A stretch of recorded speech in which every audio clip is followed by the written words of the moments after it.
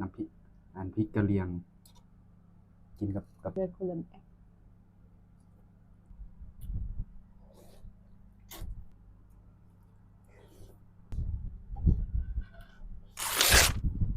สวัสดีจ้าทุกคนวันนี้ ทำไมพร้อมกันจะขึ้นมาจะขึ้นมาตัวอะไร ยังก็เฮ็ดหยังคือแบบขาดคานตลอดเนี่ย เฮ็ดพร้อมกันเอาด้วยหนึ่งสองสาม สวัสดี ส ค่ะ บายดีสวัสดีครับมาพ่อแม่พี่น้องปองไปสุคนมื้อนี้ได้ขับปุ่นน้ำยาขาไก่พี่น้องฝากพี่น้องกดไลค์กดแชร์กดติดตามกันเด้อครับเป็นกำลังใจให้พวกเรา2คนเด้ออุ้ยตาแซ่บทำไม อยากกระปุ้น นี่ ปากเป็นแพ้บัดยะน้ำจีน ลูกโดดน้ำพริกพริกกะเหรี่ยงกินกับกะปิ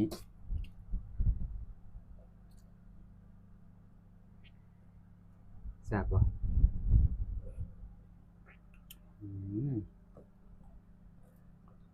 กะปิของไผของมันเด้กินคนละอย่าง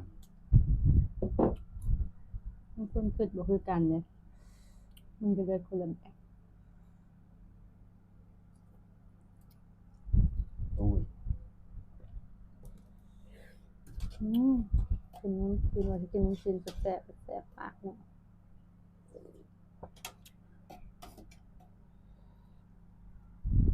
ตับป่อม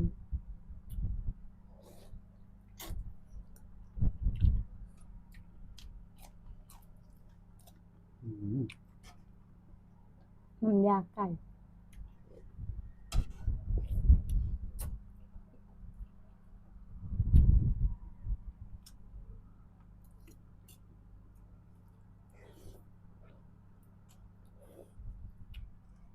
น้ำจีนน้ำยากระปูนี่แซ่บละ น้ำยาหยังก่อนกระปูเจ้าเคยเฮ็ดบ่ โอ้ยก็เดี๋ยวกินอยู่ตลอด แม่นซะบ่ก็คือลืมเลย ถ้าขอยเฮ็ดให้พวกคนได้กินเลยเนาะ คันเว้าก็ได้ข้อยลืม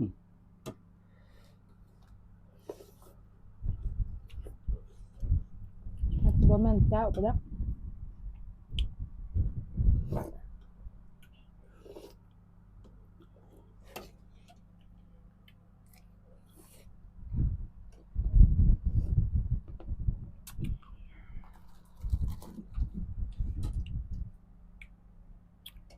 จะปากดูปากตาเก่งโพดบ่เลยเป็นแผล เนาะ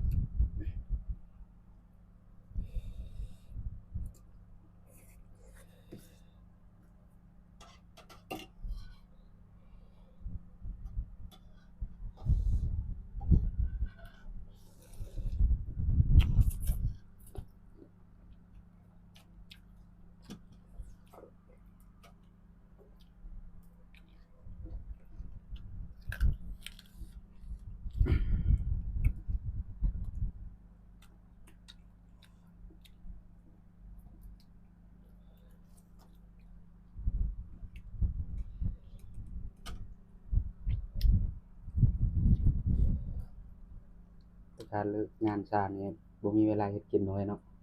บ่เฮ็ดนะ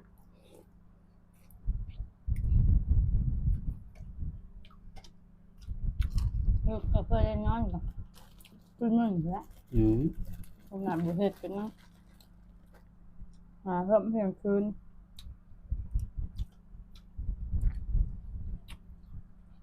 เลยบ่ได้เบรกมากินตอนเบรก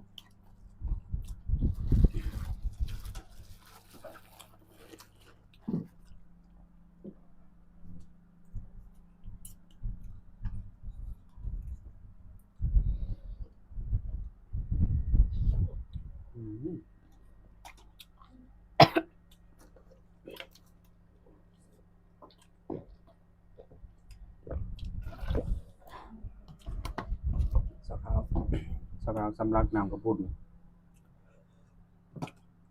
แสดงว่าผู้บ่าวเก่าจมหา แสดงว่ามีผู้บ่าวเก่าด้วยเนี่ย สิอึดสิบ่เป็นหลาน ปานนั้นว่าบ่มี บ่ได้เคยเว้าว่าบ่มีบ่แม่เจ้านี่เว้าว่าบ่มี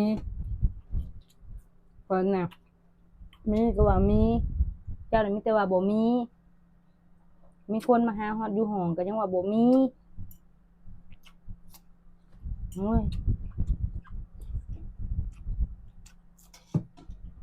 ด้านปานนี้ยังบ่ได้คำตอบว่าไผคนลาวหรือคนไทยคนหยังยังว่าบ่มียังปฏิเสธอยู่ บ่ประสบกันเนาะ ไปสั่งว่าประสดบ่ได้ว่าประสด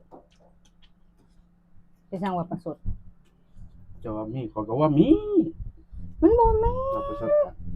มันบ่ได้ว่าประสดข่อยเว้าความจริงข่อยน่ะก็บ่ได้ว่าประสด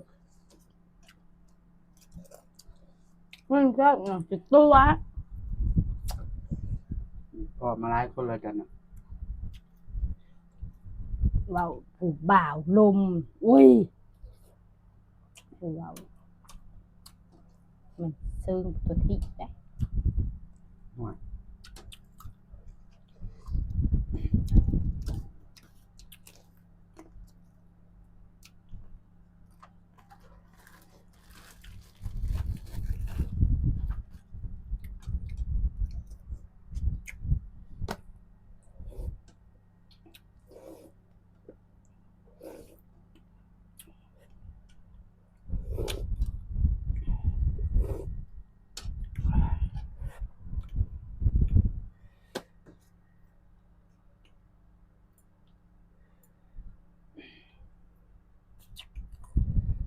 เป็นอย่างนี้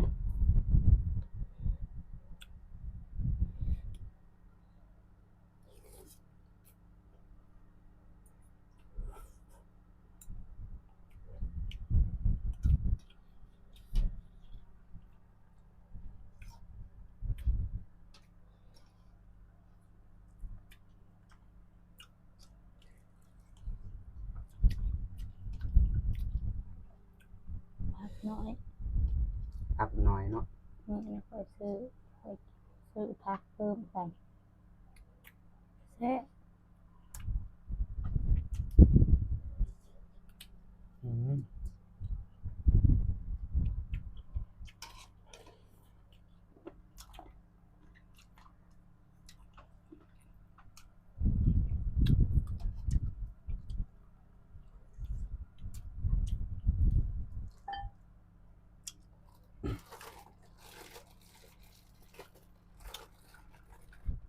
หนังไก่ทอดบ่นะ จะซื้อมื้อเช้าเนี่ยมันบ่ได้เลย เมื่อวาน เมื่อวานเนี่ย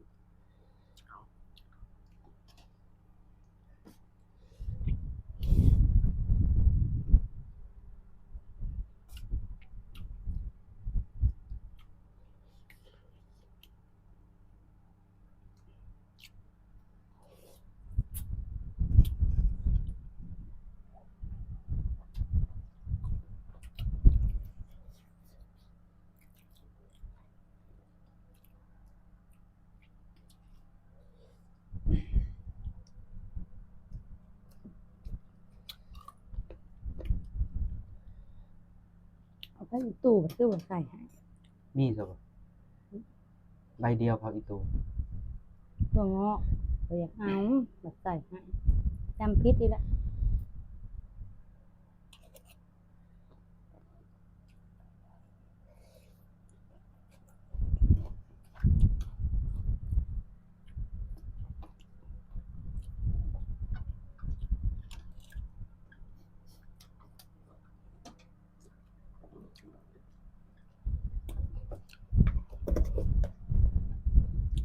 แซ่บ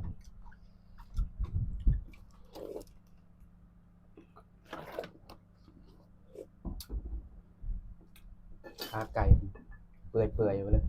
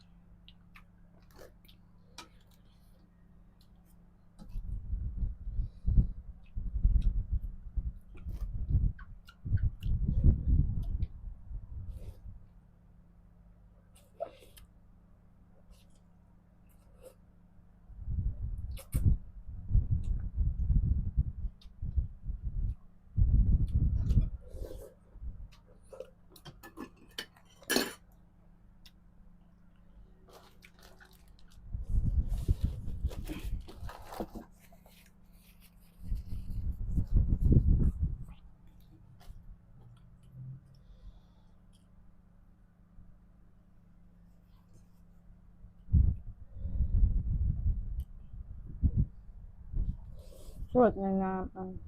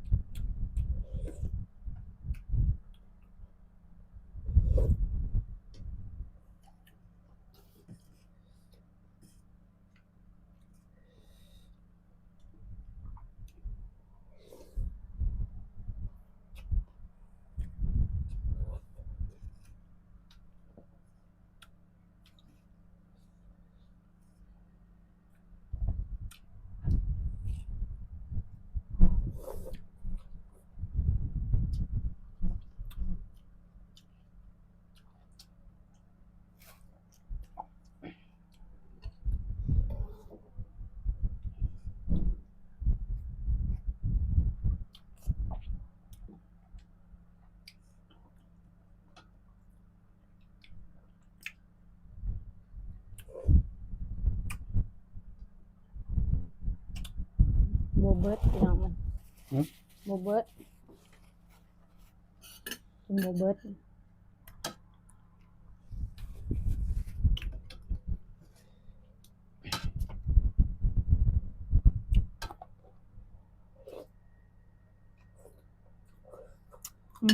มึงไง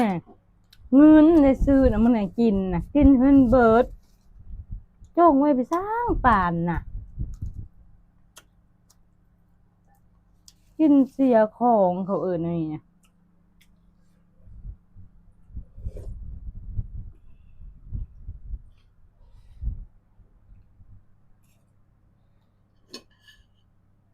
เวลากินน่ะอู้นี่ว่าเอาเงินซื้อ